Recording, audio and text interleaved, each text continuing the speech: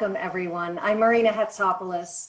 The Hellenic Innovation Network, with the support of MIT Enterprise Forum Greece and the Consulate of Greece in Boston, was created to empower technology startups in Greece with a bridge to the US through pitching and networking opportunities. Since COVID began, we have run a series of webcasts showcasing Greek entrepreneurs, but we realized that we needed to highlight the people who are enabling these Greek entrepreneurs to thrive. And that is the Greek VCs who have taken part in the 300 million euro funding provided by the European Investment Fund several years ago. In fact, some of these funds are already raising new funds. I also wanted to mention the 20 million euro fund that was recently announced for angels to co-invest in Greece. And before I move on, I also wanted to mention the work done by two of our advisors at the Hellenic Innovation Network, who are also VCs, but they're not presenting today because they've presented recently. 𝒊𝒏𝒗𝒆𝒏𝒕 from 𝒔𝒑𝒏𝒗 and 𝒊𝒏𝒂𝒂𝒂𝒂𝒂 from Metavallon, who have both contributed greatly to our efforts. So I'd like to introduce to you now Stratos Efthymiou, the Consul General of Greece in Boston. Stratos. Καλή χρονιά. Happy New Year. I think the only substantial thing that I can do on my part to contribute to this amazing cross-sector collaboration is to cut the traditional Vassilopita. Actually, I have one. I have a piece, of course, for the Consulate General of Greece in Boston. I have a piece for Marina, for the Hellenic Innovation Center, and for Vassilis, for the MIT Enterprise Forum of Greece, and of course for all the members of the Hellenic Innovation Centers network. This is a collective effort which has been growing and gaining momentum. I have also pieces for Dean, Apostolos, Alexandra, Dimitris, Katerina, George, and Marco. You have all managed to do something incredible. You have managed to grow the innovation pie of the Greek startup ecosystem with your investments, ideas, and energy. And I'd like to thank you for this. And since we are talking about innovation, which is the revolution for tomorrow, I would like to thank the Greece 2021 committee, which has placed all our Hellenic Innovation Network innovation events under its auspices. Vassili, the lectern is yours. Hello, everybody. Happy New Year to you and your families. When MIT Enterprise Forum Greece was launched back in 2013, our punchline was making Greece a tech hub by 2021. The punchline was the result of an internal joke about the Horizon 2020 European funding program that everybody was talking about at the time. Actually, in a funny, geeky MIT way, we're trying to say that we want to look at after the horizon, and we ended up with 2021. One of the things you learn with this kind of jokes is that they caught up on you at some point. And here we are at the beginning of 2021, having this event with members of the Greek VC, having poured a lot of funding in the Greek startups. And the question is, where do we stand? Are we closer to this goal or not? I would leave the panel give you their insights and help you form an answer. On behalf of MIT Enterprise Forum, I'd like to say that we enjoyed very much this journey, and I think we came much closer to today to what we were we're not even hoping to be back then. Before I pass the baton over to Dean Dimizas, I would like to invite you to follow MIT Enterprise Forum. We just finished the application period for the new acceleration program. There are many very interesting startups that they will be accelerated. If you want to learn more, drop me a line, or if you want to connect with our mentoring network, please also do that. So Dean Dimizas is the Chief Investment Officer of the Cambridge Associates and will manage this very interesting discussion. Thank you all for participating. Happy New Year.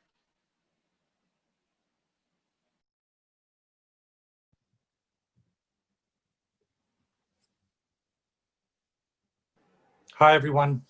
Good morning, good afternoon. We're thrilled you've joined us today. We have more than 500 participants, which is a a great success for the Hellenic Innovation Network. So I'm very thankful for all of you that are carved out some time from your busy schedules to join us. And I'm also thrilled with the 6 panelists that I have here with me today. We hope to make this interactive. We hope to make this, informal. And please feel free to use the chat function to share questions with us. We've already prepared a few questions to get the discussion going, but we'd love to hear from you in terms of what you'd like to hear from these six wonderful VCs. But let's jump into this. Maybe we can start with Katerina from Unifund first. Katerina, your firm has a unique angle, unique approach of trying to unlock value from the Greek universities. Would you like to spend a couple of minutes describing how you tackle this opportunity set? Thank you, Dean. Thank you for actually inviting us to this panel. I'm really happy to represent Unifund here. 3 years ago, when we started, we would never imagine we would have gone that far. We started as an effort, putting our money in the game to create some turmoil around Greek universities and research centers. And we've seen that going far beyond expectations, I would say.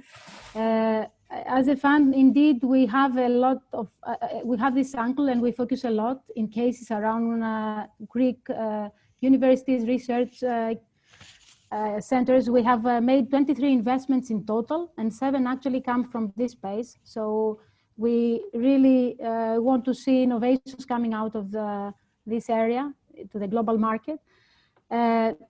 The rest of the investments, I would say, many of them have matured around this space. They have a flavor around data and software as a service and the broader tech space, as we say, or market innovation. In these 3 years that we have worked, we've put a lot of effort in making these cases go to the market. We believe, especially around the university and research space, there is a lot of effort that needs to be invested, not just to support portfolio companies, but also help mature the environment and the ecosystem around there. And we've significantly, I think, invested in both.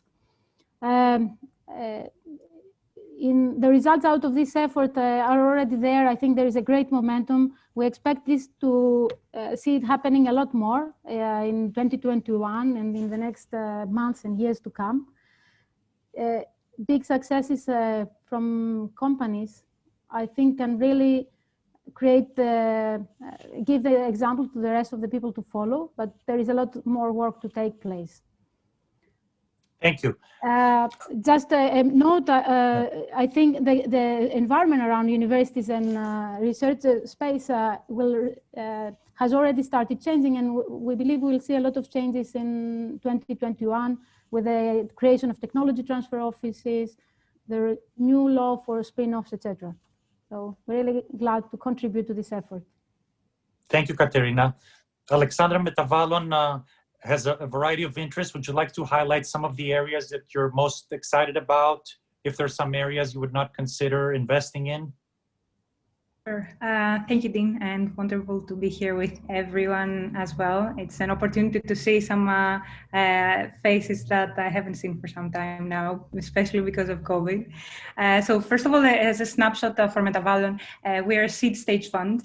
We have 32 million under management and at the moment 23 investments in our portfolio. We are primarily interested in various very early stage, so pre-seed and seed deep tech companies, startups that are IP-driven, tech-driven rather than tech-enabled. And we almost solely invest in B2B companies. In marketplaces, I would say the least.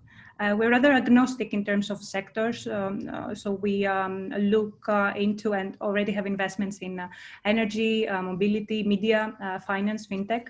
And we do not shy away from life sciences, for example. So in fact, we have quite a few portfolio companies in the broader health and biotech sector. I would say that sums it up a little bit. Thank you. Apostol Venturefriends has been very active in consumer-related investments. Would you like to share with us how this came about? Yeah, happy to. So, I mean, I was a co-founder myself of eShop, which was an e-commerce company in Greece, then eFood, the food delivery, Doctor Anytime. So also the first investor, one of the first investors in 𝒂𝒔𝒕𝒏 and on the board of directors of the company. So as we can all understand, I've been very involved with consumer startups personally, and we understand consumer a lot. We believe we have relevant experience and knowledge. And then after we launched our first fund back in 2016, we doubled down and invested in more consumer companies like Blueground and Instashop and Softomotive. So that one thing brings the other. We have built a network of founders who understand consumer. And with our second fund, we continue doing that. And we'll do the same with our third fund, which we're going to launch early February. Thank you.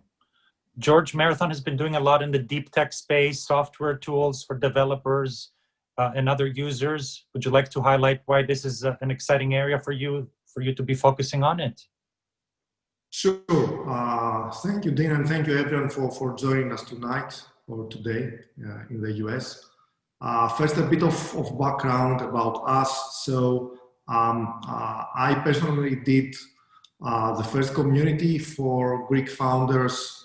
Then we soon realized there was no venture capital available about 10 years ago. So we proceeded to build the first venture capital fund. My partner Panos did the first exit to a US public company. We joined forces back in 2017 to do Marathon. We initially raised 32 million euro, and a few months ago we announced our second fund, 40 million euro first closing. We focus on Greek founders, Greek technical founders, I would say, building deep tech enterprise software. Why we do that? First, we are engineers and founders ourselves. Second, we believe that there are very good chances that you can build something starting from Greece, but addressing the global markets from very early on, from day one, if you do something in the enterprise space. We also believe that value is being built on top of technology. We are doing a technology venture capital, after all, and we'd love to get our hands dirty with companies and concepts that require a lot of technical excellence to happen. So typically we offer, let's say, the first million, get 15 to 20% of equity in companies with Greek founders, ambitious Greek founders, building world-class technology companies. Thank you, George. Dimitri, Velocity has a broad mandate. Is your portfolio 100% bottoms-up constructed? Are there some areas you like more than others? Yeah, thank you, Dean, and thank you for putting together this wonderful event this evening or morning, as George mentioned. So I think we started, and when we first started investing about 3 years ago, our understanding is that as a pre-seed and seed fund, Velocity should look at the Greek ecosystem and Greek founders abroad horizontally. So we should not really exclude any specific vertical in particular, but rather than focus on really scouting the ecosystem. So having seen as a fund more than 2,300 business plans to date, I would argue that it was a good strategy for a geographically positioned fund like ours at pre-seed. If I had to maybe comment on our existing portfolio so far, we have 18 companies, and the 3 main areas and themes we have invested so far are mobility, our health tech, and the third one is B2B SaaS. So for different reasons, each area we see a different opportunity, either regionally or globally in the respective portfolio companies we back. And that's why we're quite excited with our portfolio.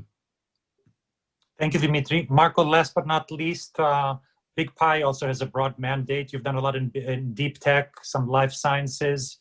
Would you like to highlight what gets you excited? Yeah, I mean, similarly to Apostolos, I started off as an entrepreneur, and invest my part-time, let's say. And, the early success cases I was involved with, which were Upstream and then Porsado, Workable, and most recently Softomotive, all had certain things in common that we've brought into 𝒂𝒏𝒗. So the main thing is that they are all essentially basing their R&D in Greece, but their commercial operations are entirely international, and I would say mostly focused on the US. So that's one type of business that we're looking at 𝒂𝒏𝒗. Leverage all the advantages of having R&D in Greece, cost, fidelity of the people working in the companies, enthusiasm, etc., but a very cosmopolitan global outlook in terms of the clients they're chasing. The second thing we're looking at is obviously deep tech, not for the sake of deep tech, but because we think that Greece has a relative advantage in that space. Why do I say that? You know, in the first wave of technology startups, I think marketplaces really benefited from scale. And being in the US or in Germany, you had that benefit which Greece was disadvantaged in. Now that we're going into actually technology-based ventures, Greece does have an advantage, given that we have, I think we're 30th in the world in terms of scientific research. We have a disproportionate amount of Greeks in top universities. We are the 5th country in terms of STEM graduates. And I think we're second in the European Union in terms of university graduates. So our fund does focus on deep tech, or let's call it companies that have a significant IP. So these are the two things we're looking for: extroversion and export orientation, international outlook, but at the same time, a strong IP. And I would say that we're mostly active in the enterprise space more than anything else. Thank you, Marco. Since we covered, your introductions, let's talk a little bit about the amazing Greek startup ecosystem. According to data that 𝒂𝒏𝒗 shared with us, the Greek startup ecosystem, or the market cap of these Greek startups, has increased roughly 20 times over the last 10 years, from around 200 million to almost 4 billion today, which is a success that not that many people know about. So let's touch on the key ingredients of this ecosystem. People, opportunities, capital. Since Marco started talking on the talent, maybe Alexandra, you can help us understand, how should we think about the balance between supply and demand for skilled talent? Can you comment on, the brain drain? To what extent very talented young or not so young Greeks have left? Have we started seeing a reversal of the brain drain? What do you think? Yes, absolutely. So there's naturally an increase in demand for skilled talent, and that is more than there is in supply, I would say, and in tech functions for sure, and in functions such as sales and marketing. So the brain drain, I feel it has affected the local supply in terms of skilled people in particular, and I would say on the founder side as well. And this is why at Metavallon, and I believe all participants here, we are actively seeking and investing in Greek talent abroad, anywhere in the world, actually. And to this, we are certainly seeing a reversal to the brain drain. And as investors, I would say it may be the most immediate impact that we're having with the investments I mentioned. Of course, both before and especially post-COVID, we are seeing an accelerating reversal. So we see the return of, or the reconnection with so many people that left during the crisis, and also people that have been abroad already. And this is both because of remote work becoming mainstream, and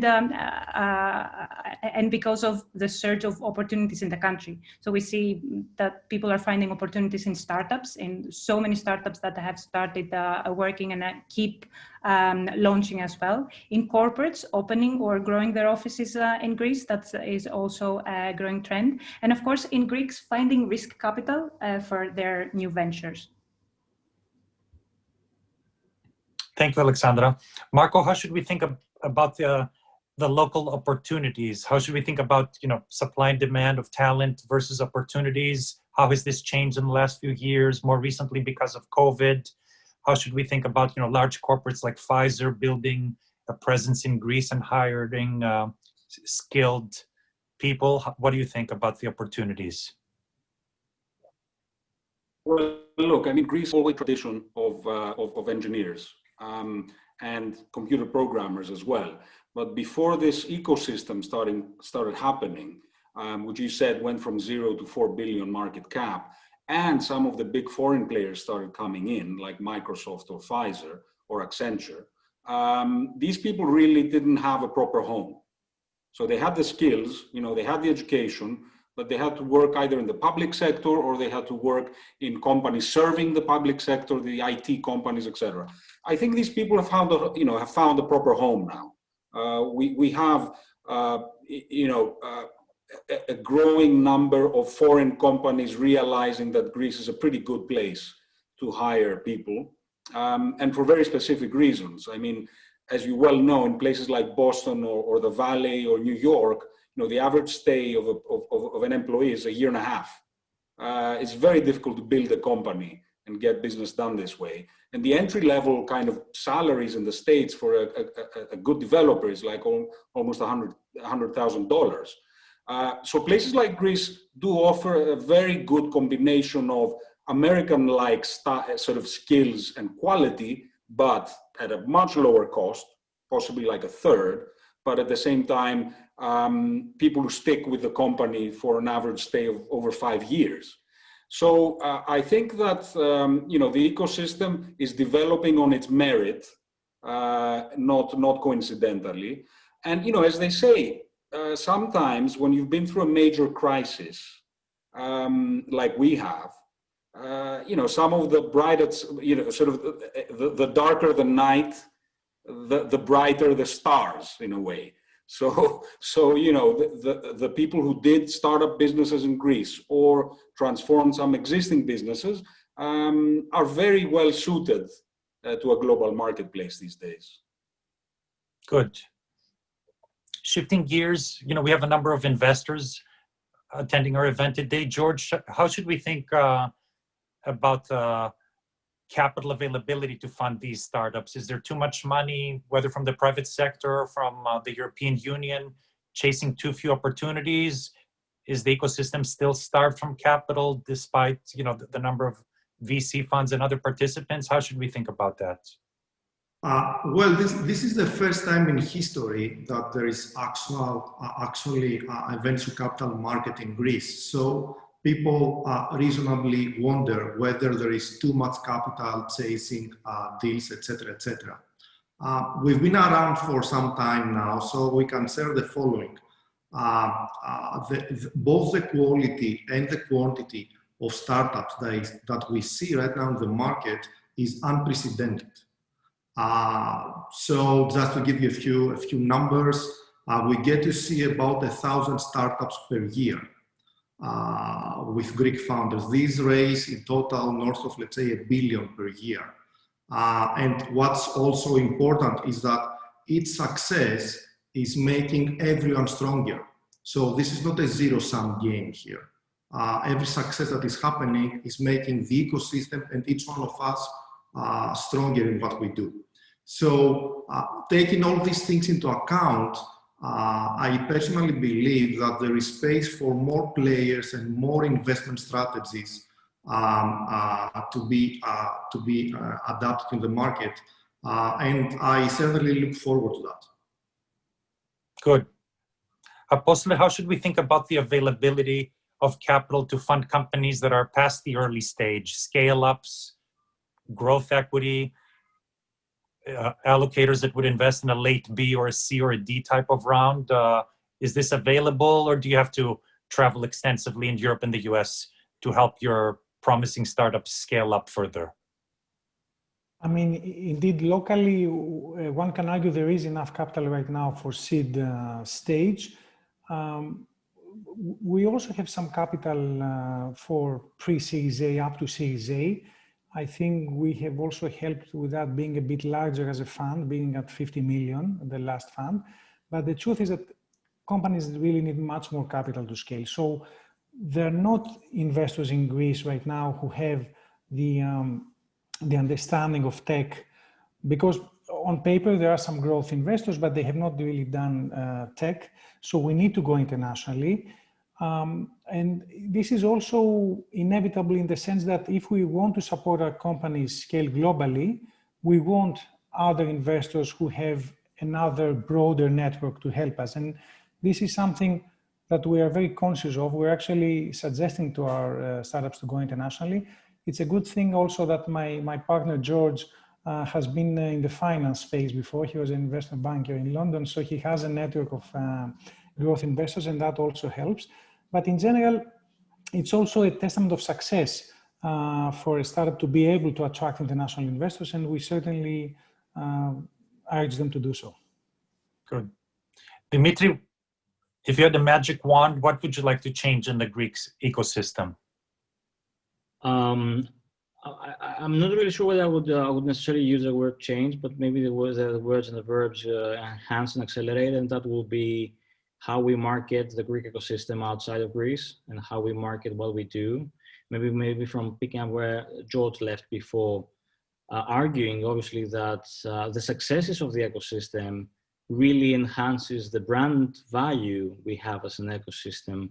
You know, moving forward and keeping in mind that, you know, not too long ago, Greece had a quite turbulent reputation in international finance media.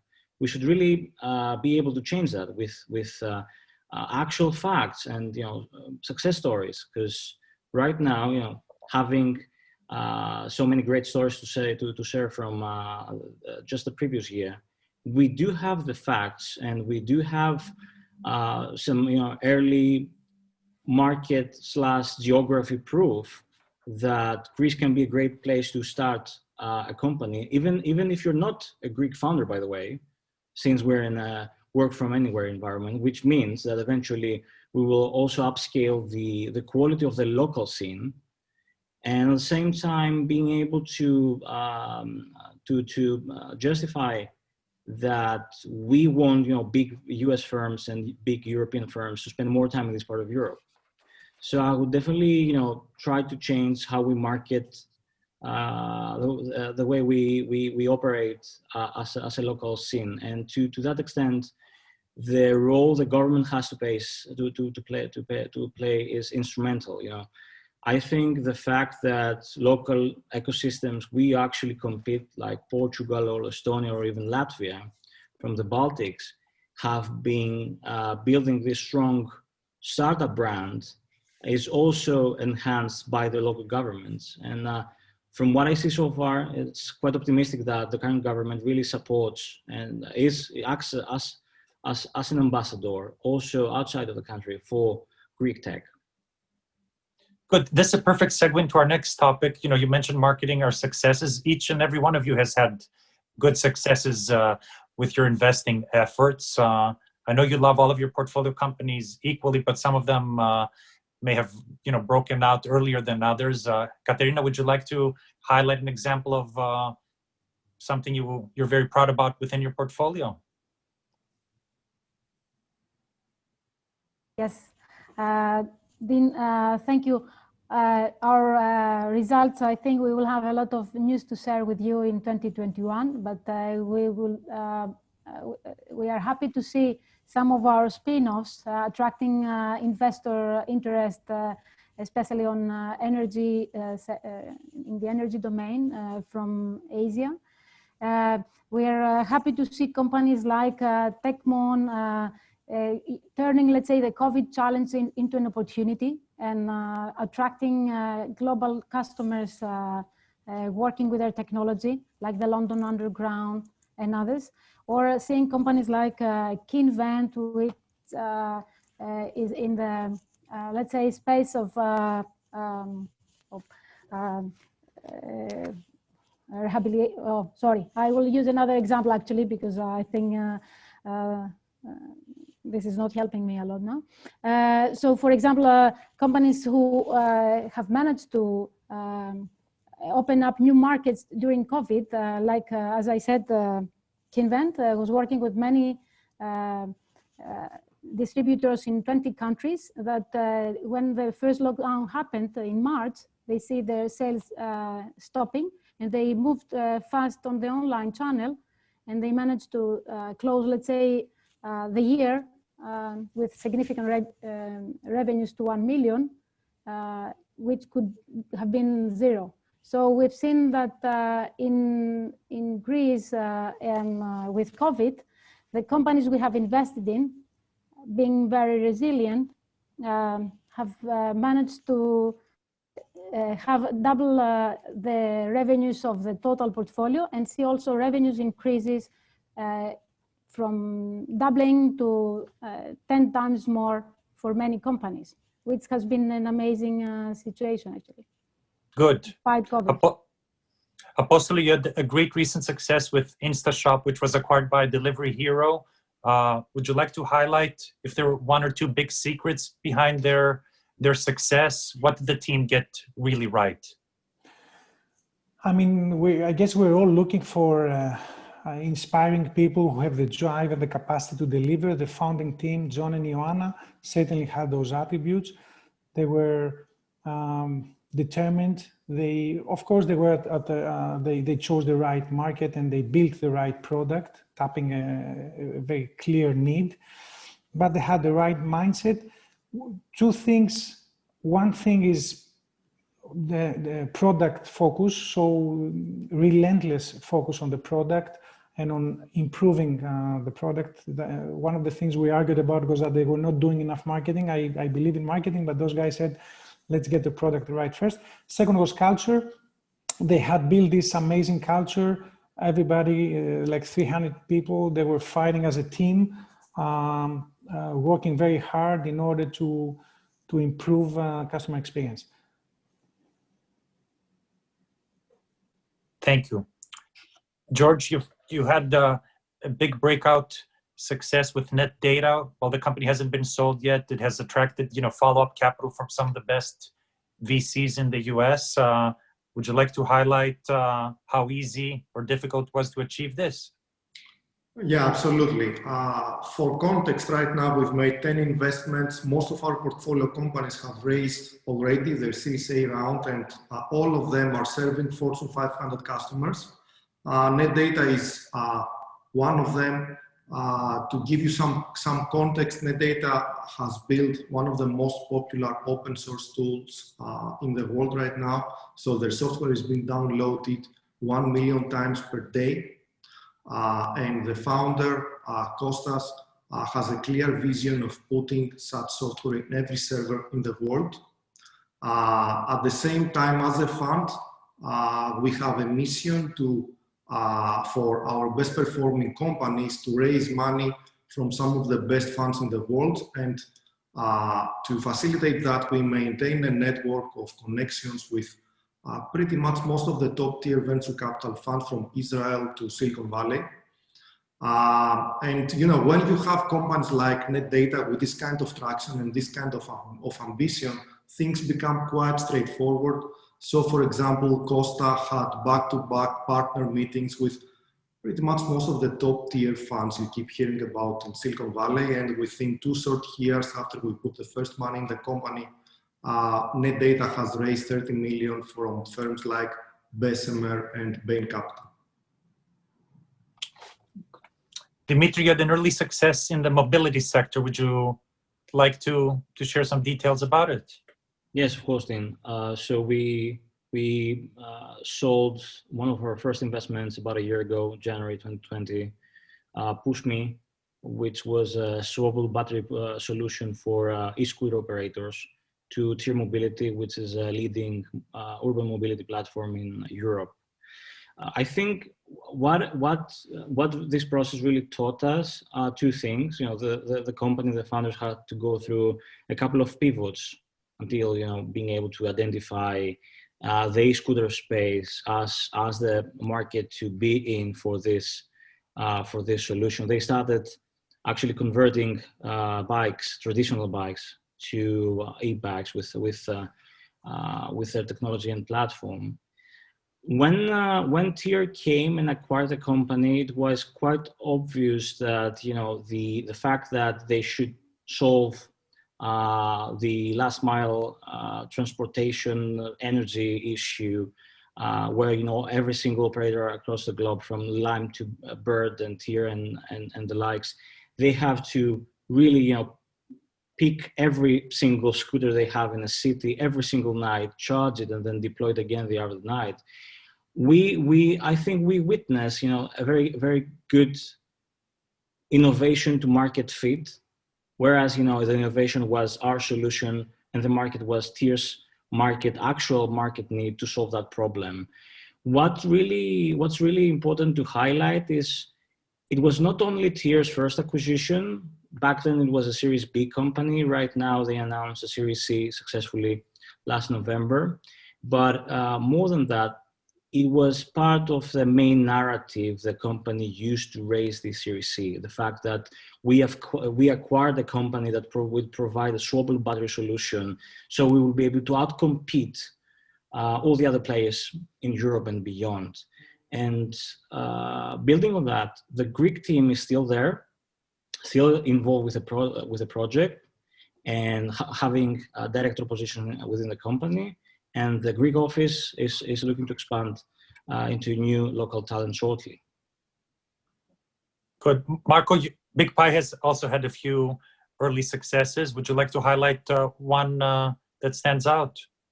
Well, 𝒊𝒏𝒗 is an interesting case, founded by Stavros Papadopoulos, who was at MIT in the Intel labs. And he came up with a universal sort of data engine that can connect to pretty much any tool that data scientists and analysts use. And you know, he started off really strong with the Broad Institute being his first client. Since we made the investment about a year ago, you know, the company has seen like a 6-time growth in terms of valuation. And its latest round, which was sort of over $50 million, had some top investors like Intel and Nexus and Mike Gogan's 𝒂𝒏, who's a sort of Sequoia veteran. Another example is Orpheum, that have reached an ARR of about 15 million in a very short space of time. And these guys are like the layer between the big media publishers like Google or TikTok or sort of YouTube, and the rights owners, so the big music companies and the film companies. I think the general theme is we try and find a home, or rather investors for our companies that have some strong champions that can really help them. So Mike Gogan is like a similar case for 𝒊𝒏𝒗. For Orpheum, it's actually their clients more than anything else. You know, they are the champions of the rights owners, so the Warners and the HBOs of this world. Good. Alexandra, Metavallon had an early success with Think Silicon and its sale to Advanced Materials. What was the secret of their success? Well, essentially, Think Silicon, I feel it's a wonderful example of technology and deep tech potential in Greece. The company was headquartered in Patras. They were employing great talent from the university there as well. They had developed remarkable low energy solutions that were delivering to their clients. They were holders to over 10 patents. And they had an attractive pipeline of potential clients across the globe. So when we invested, the goal was to fuel and accelerate commercialization and their market expansion. So a challenge in their business was the long sales cycles. So their value had not really materialized financially. And still their technology that I just mentioned and their talent made it a very attractive investment for us. And then very soon after, made it a very attractive investment for AMAT, for Applied Materials. Good. And this was the largest deep tech exit, and also it brought to the country a giant such as AMAT, which is now growing their local, the local workforce and their activities. So I feel, and also just perhaps a quick note on all the successes that we're hearing. I feel it becoming obvious how the increasing flow of risk capital that we've seen in the last year has also brought increasingly more successes. And I feel there's a lot of, more depth in the country for this. Thank you. Let's move on to our next topic. We have a number of US investors with us today. Marco, you've done a lot of marketing in the US. Can you comment on the feedback you've been receiving from US investors? How much open are they to investing in the local VCs? What are the biggest reservations? What do you think is some of the feedback you've received? I don't think investors look at it in terms of investing in a particular country. I think they invest in case by case in great companies.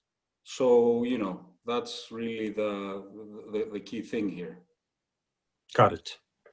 Apostoli, you've also raised some money from people without any Greek blood. Can you share with us, you know, how they approached it? Yeah, and to second what Marcos just said, I think it's about showcasing great companies or showing the results. We've been fortunate early on to be fundraising. The story started with 𝒊𝒏𝒃 back then when me and my partner were first investors. The company needed money. We literally had to go knock on doors. It was 2012, 2013. There were no funds around. There were no investors around. We had to syndicate around for 𝒊𝒏𝒃, and we knocked on, we convinced 15 different investors to come in and chip in 50 to 100K. Some of them happened to be international from we knew socially, they were from the Middle East, the UK, and we convinced them to invest. We did a win-win thing, right? We were huge believers in 𝒏𝒃. We wanted to give those guys the opportunity to become part of this. But what happened is that when the company was sold and those guys made money, they made returns, then they said, wow, you can make money from a Greek startup. It was a first at the time.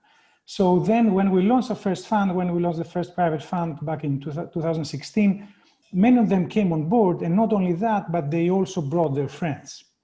And then, you know, this is how it goes. If you manage to showcase, you can return capital, you can make the exits, I think you can attract international investors, not only people who have some affiliation with Greece. Perfect. And George, what about the, you know, funding within Greece? You know, everybody talks about the Greek Americans that have the big checking accounts. Can you comment on the willingness and ability of institutions in Greece and family offices in Greece to back the funds and the startups? Yeah, sure. So when we started doing technology venture capital about 10 years ago, people understood neither technology nor venture capital, to be honest. This is now changing. People use technology or love technology. There is a growing appetite in VC, and as results are starting to get in, more and more of them are willing to take the risk and invest in the asset class. Still, right now, only early adopters have already participated in venture capital vehicles. And to be honest, we need more time for, you know, mass adoption of the asset class, right? So every success of ours is getting us closer there. But at the same time, we need to be realistic about expectations. This is a long-term process, and we need to, you know, get there at the right pace. Dimitri, I have a question from our audience. You know, somebody who, an anonymous attendee shared a question. You know, some startups are afraid of giving up equity early. They fear that the VCs will take too much equity early on. How should entrepreneurs, you know, think about this when they approach VCs? Yeah, I think if one thing has really significantly changed in the past 3 years because of the equity fund family of funds is obviously that, you know, entrepreneurs have a variety of different options. It's not a monopoly or an oligopoly after all, right? That's the first thing. The second one is, I think they have to really decide when is the best time to kick off a financing round. When do they think that they have enough proof, facts, data, and conviction, which means that they will be in a better position to negotiate a better deal and a better valuation for the company.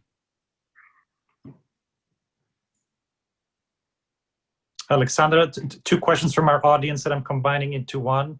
You know, how important is for companies to move to the US or London or Berlin or somewhere else to continue growing versus staying and doing this in Greece? And how does your investing tie in with restrictions from EU funding that some of, you know, your funds have raised? Can you touch on these too? Sure. So I'll start with the second. I guess that the same mandate applies for everyone. We invest in companies anywhere. They do have to have a Greek entity that is actually operational. So they do have to have activities and a Greek entity here. So that's the restriction. Other than that, we encourage international. We expect international activity. I guess it's important to mention here that the first connection between Think Silicon and Applied Materials was actually made in the US during a roadshow trip that we were doing with the company. So for sure, both to grow and also to find later stage funding. I thought Apostolos mentioned that, or even exit opportunities. Companies have to be out there in valuable and high liquidity markets. So startups have to break large international markets to warrant their high growth status. This is what the startup is supposed to mean. So sales in a certain market may be done primarily with a local sales team, not only for physical access, especially for B2B companies, but also to understand the cultural nuances. So what is important, the least, is for companies to have a sales team on the ground in their target markets, be that the UK, the US, or I don't know, Tonga. I like Tonga, I just mentioned Good. the station. Thank you. Marco, a question from the audience from you. You know, we've spoken a lot about Greek founders abroad with technical teams in Greece, but there are also, you know, thousands of US startups without a Greek founder in them that in theory could benefit from talent in Greece. How should these, you know, US founders and entrepreneurs try to establish a presence in Greece, attract talent? What advice would you give to somebody that fits that category? I think there's plenty of opportunity beyond Greek founders, actually, because Greece does make sense as a place to build, not necessarily your entire team, but a specific area that you might want to invest in. A good place to start is us, the VCs. You know, a lot of us are ex-entrepreneurs. We've actually built teams in Greece. We know what the talent looks like. You know, we know what's realistic, what's not. So, you know, I think all of us are very open to receiving any kind of communication from someone interested. The second are like organizations like Endeavor and 𝒊𝒏𝒄, the Hellenic Federation of Industry, are also becoming very helpful in setting up services for anyone who's interested. So yeah, I mean, we can definitely advise anybody who's interested, and we are in fact looking for that every day of the week. Good. Jumping to another constituency here in our event today, we have some younger students, younger talent that would like to start a startup one day or join a startup. Katerina, what advice would you give them in terms of their skills they should be building? You know, for those that are still in high school or in college, what programming languages should they be learning? What advice do you have for the younger talent in our event today? Yeah, thank you, Dean. Probably this is one of my favorite topics because I strongly believe that for people to make it happen, they need to start early on, because you don't need hard skills like programming or soft skills, and young people are very close to the digital space, so they have a competitive advantage, but they also need real skills, if I can call it like that, which means that has to do with entrepreneurship. And the Greek environment and the Greek family doesn't prepare people to take the risk, to think in an entrepreneurial way and develop the right mindset. So I think young people have to start early on.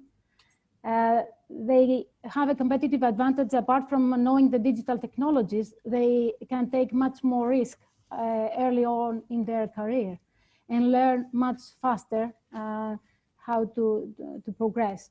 And and I think now there are many opportunities, various competitions they can participate that give them the space to move forward, and through that develop their skills further, but also open up opportunities for them. And by collaborating also with older people, but also joining startups, and now there is a big space for that in Greece as well, they can really create the successes of the future.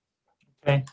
Apostolos, we have a lawyer attending our event today, and she's asking, how should we think about, the regulatory crackdown with data protection, consumer laws?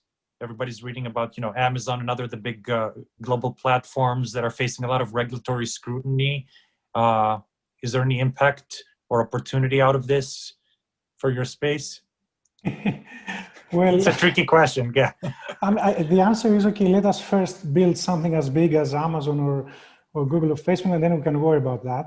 But maybe opportunities for smaller companies that are, in e-commerce or other consumer-related stuff? It's not the GDPR that's the opportunity. I guess it's the data part. And certainly we see how data is being exploited by all startups, either in the consumer or the B2B space. We have a number of startups that are using the data to inform their decisions on what kind of marketing message to show or what kind of product. And definitely, I think every startup in any sector can use better data management. Let me pivot a bit the question. Okay. We're open to more questions since we have a few more minutes, so please keep submitting them. I'll tackle a question that Salvatore shares. What do we need to do to attract international institutional asset managers investing in the asset class? I think we touched on some of these points. We talked about non-Greeks investing in some of these funds and in some of the startups directly. I think seeing more successes will create the proof of concept that good results can come out of the great talent and the opportunities that are out there. So I'm very optimistic that this very strong momentum that we're seeing more recently will continue. Hopefully within a year or two, we'll see the first Greek unicorn, and hopefully we'll see people spinning out of these scaled up companies to launch their own companies. It's a very powerful flywheel that could lead to a huge positive impact in terms of employment and wealth creation and jobs, which is so much needed. Let me look at other questions here. Dimitri, this one is for you. Is the food sector a promising area for investment in Greece? I guess food tech. If it's only food, I don't really think that's it falls under our investment thesis. No, in general, not for your fund specifically, for Greece more broadly. Yeah, I think so far the fact that we've seen many brands working in a more let's say traditional areas of the agri economy really resonates the fact that Greece has the capacity and the opportunity to build more successes in that space. And in fact, I think there's definitely an investment strategy there. If there will be a fund focusing only on food related products and services in Greece, that will be a great opportunity. George, the next one is for you, from another George attending our event. What do you think about new enabling technologies like 3D printing? Well, 3D printing, I think this is a pretty interesting technology that has yet to, materialize its potential. At the same time, I have to share that for early stage investing, at least that's what we believe, it makes more sense to focus on the founders rather than to have a market-driven thesis. At least that's what we are doing. So we are looking for exceptional people who are building something great, as opposed to say, we want to do an investment in XYZ sector and then take it from there.